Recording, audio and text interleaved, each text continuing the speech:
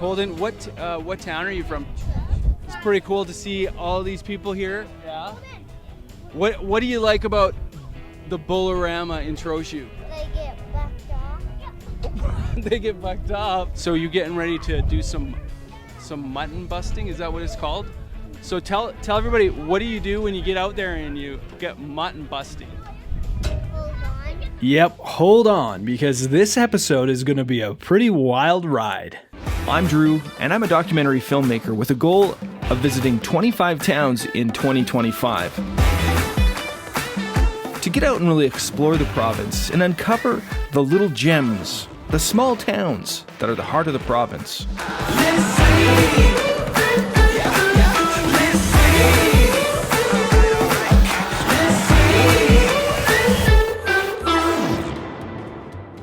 In the picturesque foothills of Alberta, just about an hour southeast of Red Deer, lies the charming town of Trochu, a place full of heart and a large monument showing the world that this is a small town to a T. Trochu, Alberta, started as a trading post in 1903, founded by a rancher named Armand Trochu, French guy, Trochu.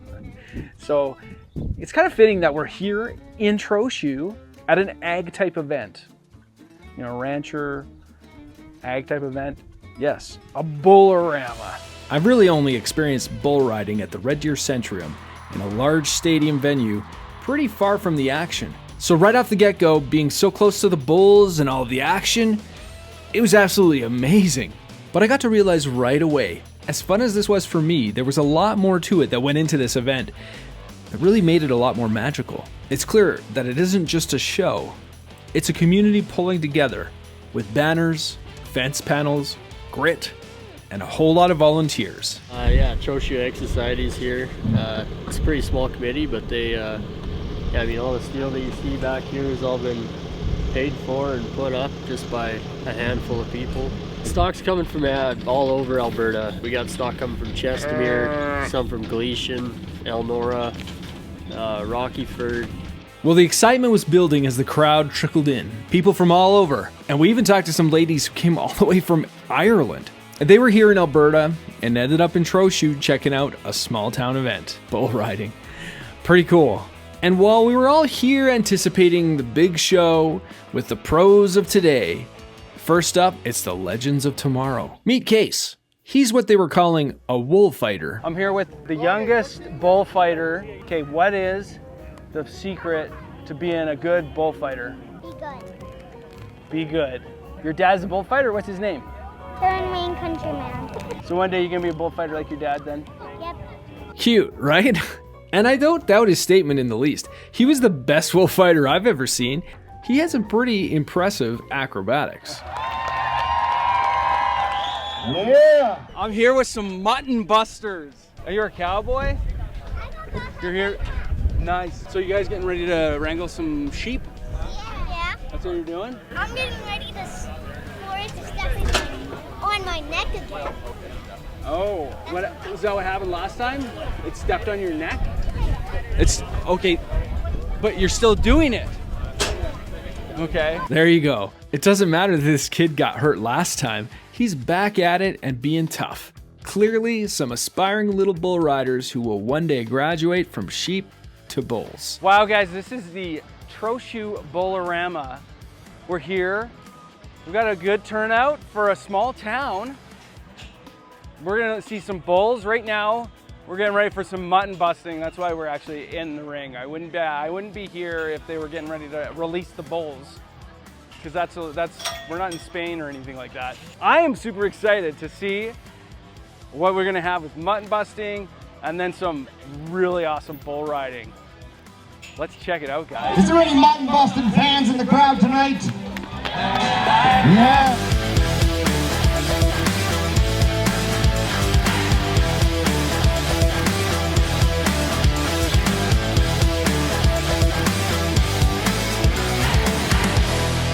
Quick shout out to our media sponsor, Listen for the Backroads Alberta Minute on New Country Radio for updates on my adventures and ideas of things to do in small towns around the province. Well, that wraps it up. I'm going to tell you what, it is time for you to get the beverage of choice, anything you need. Get yourself seated and ready to go. We're 25 minutes away. Okay, but before the bulls buck and the dust flies, it's worth taking a moment to understand where we are. Troshu is a town built on strong roots and full of surprises. We do have the world's largest golf tee. I don't know if you know that. You probably saw it when you drove into town. It's pretty impressive. We have a great museum. We have a great arboretum, which is like a garden center area. I don't know if you've been to that. We're just like a huge community. We love to support each other. That's like our big go, is like community vibes. We love all each other. We support our events. We have so many community events. We just have a great time. The original settlement around the early 1900s, 1903 I believe, it used to be down where the golf course is. The big move was when they heard that the railway was coming through, they decided to move it here in 1911, and that's when Troshu first became a town. I always love to see about a history of the town and all that goes into it. So I'm going to do a quick tour of the Troshu Museum. Let's see what they have. And you never know what you're going to find in a small town museum like this. The unexpected feature in this one? A podium from the 2010 Vancouver Olympics. A symbol of Canadian achievement right here in this humble prairie town. That was pretty cool for sure. Our founder, Armand Trochu, came to Troshu from France and then went back to France to look for business partners. And one of them was Mr. Eckenfelder. And from him, we have his army uniform as well as his sword. Oh yeah. Funny thing is that we like to tell people is that this is his actual height. And you can really tell because if you stand next to him with his sword, that's kind of... Oh. Troshu may be small, but it's growing. New developments, a new senior living facility, and a strong sense of identity, especially for anyone who calls themselves a Troshuite. If you're a Troshuite, Troshu has your back, so... History may be rooted in the past, but in Troshu, it's alive and kicking. And today, it's time to celebrate all of that with a little dust, courage, and bowls.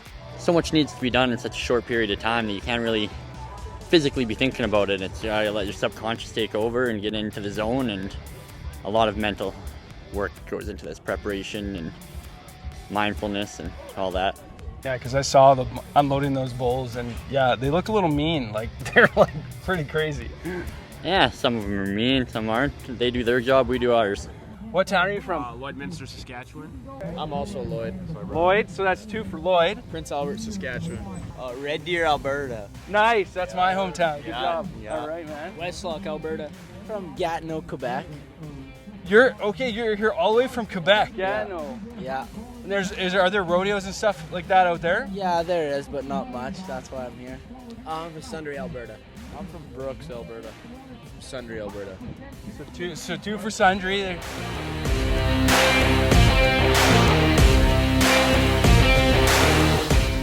How many of these events do you hit during the summer? A while. Well, we've been in the last 10 days. I think we've only had 2 days off. So we've hit 8 events in the last 2 days, or the last 10 days. Wow, you guys need a break? Sleep when you're dead. I'm from Consort, Alberta. Grenfell, Saskatchewan. Another Saskatchewan guy, okay. Granville.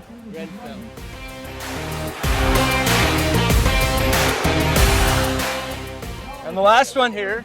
I'm from Raybur, Australia, so. Okay, I thought Quebec had the win there, but where is it? We're Australia? Mariba, so on the east coast, pretty far up north. So.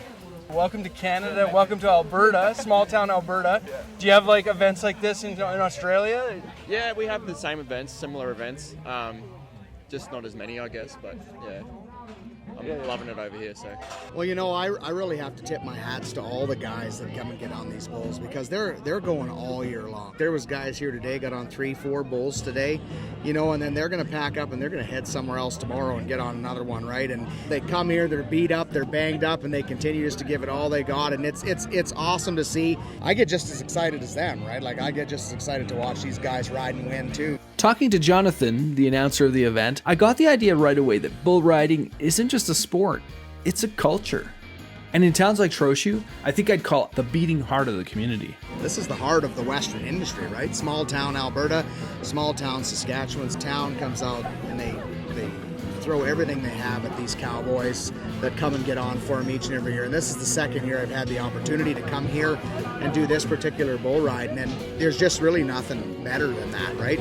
Just to see that support of the western parts of Alberta, Saskatchewan. And speaking of support, of course, most events like this have your 50-50 ticket sales or something like that. But at this one, they had a pretty fun twist on the regular.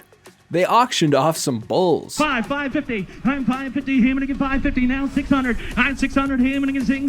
Take it a bit 6. Now 50. I'm 6.5. Now 7. I'm 7. I'm 700. But again 7 here. 7 and 7 and 7 and 7 and 700. 750. But again 750. And I have sold 700. Sold 700. Jan's way. We sold a Kolkata auction. They took the top 10 bull riders from the Longo and we auctioned them off. As well as the pen of bulls, with 60% of the pot going back to the person who bought the winning bull rider, and the other 40% staying with the Trochu Ag Society here for the event. So can you give me an example of what you do? How about you try? We're all about small towns on this channel, so I want you to pick a small town and auction it off for us. all right. Brett in Alberta, what do you say? Give $100 now, two, Yep. 100 now, two, and three, but you get 3 here, but you get 3 now, 4. Yep. I'm 300 now, 4 here, but you get 4, but you get 4 and 4 now, 5. And 500 now, $600, but you get 6 here, but you get 6, take it a bit, 700, 800 now, 900 now, $1,000, but you get 1,000. Sold 900, sold them 900. 900 for Brett in Alberta. What's the significance of Brett in Alberta? So that's where I'm based out of Brett in Alberta. Big Meadow Auction Services is my company there. We sell everything from farm equipment to we have a couple of exotic bird auctions every year. So big or small, we sell it all. After a few bulls get sold off for bragging rights and a laugh, it's easy to forget how much work goes into days like this. And that's where the folks behind the scenes come in. Someone pulling the strings. Someone like Lynette from the Troshu Ag Society. What an event. Lynette, you guys, it's the Troshu Ag Society that put this Bullarama on. Yeah. Tell us what goes on in putting on an event in a small town like this.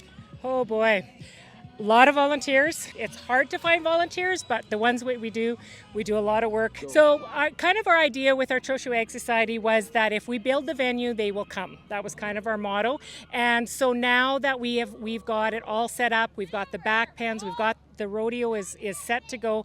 Now we're looking for organizations just to come in and use our venue, whether it's bucking bulls, whether it's bucking horses. We had 4 days of rodeo. We had an all-girls rodeo, and then we had a junior rodeo last weekend. So we had 4 days of really exciting rodeo action, and those are the kind of outfits we're looking. We're going to maybe do some jackpot ropings, maybe some barrel jackpots, and so yeah, there's lots of potential, and we're looking for people to come and use our venue. From volunteers to the vision of future rodeos and family-friendly events, this little arena is full of big stories. But right now, the bulls are waiting.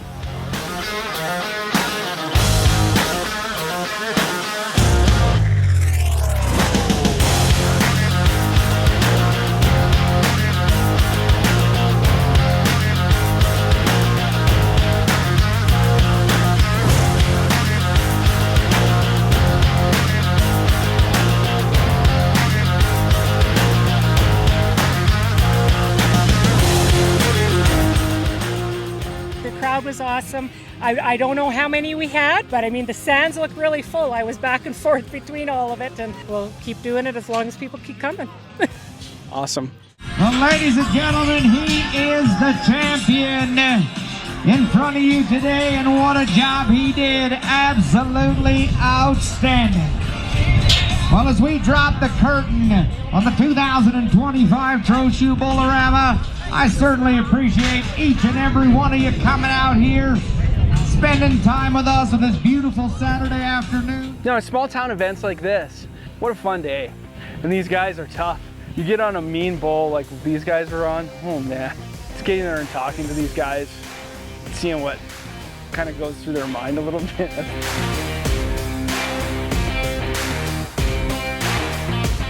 Hey, over 100 years ago, settlers like Armand Trochu came here with a dream. Today, that name lives on in a small town with a big heart. And although most of the founding families have dispersed, Coincidentally, Lynette has ties to the last remaining French settlers. Out of all the French families that have come to Trochu, only one of the original remain, and those are the de Baudras. They still farm out down by the river. So the de Baudras, they're frères. I don't think there's any Trochus around, but we're kind of one of the... We have a street named after us. It's kind of cool. That's good. So, but I married into it, so but it's not really my family, but it is, But part of one of the last remaining families. Yeah. That's really cool. Yeah, it is very cool. Okay, we did a quick fact check. Okay, the quick fact check is de Baudra is the only family that is still the original settlers of the Troshu area. That originally came in 1903, 1904 with Paul de Baudra, along with Eckenfelder, Troshu, and de Wilders. See, she's making sure she's got the facts right this time. I have a fact checker in the background. So you were correct. There is only one family still left of the founding families. Well, I was just saying what I learned at the museum. At the museum, but, exactly, and the museum happened to be correct. Who knew? I'm excited for more events like this. This is only one of 25 towns in 2025. See what's next.